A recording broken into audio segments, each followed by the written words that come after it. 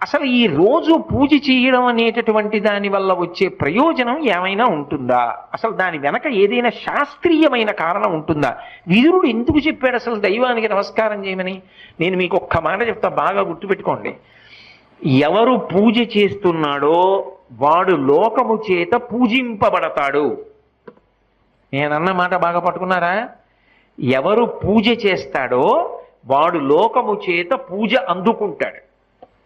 అదేమిటండి మీరు అన్నమాట మాకు బాగా అర్థం కాలేదు, మీరు ఏదో అన్నారు బాగుండదని అన్నాం అంతే అంటారా? మీకు వివరణ చేసే ప్రయత్నం చేస్తా. పూజ అంటే ఏమిటి?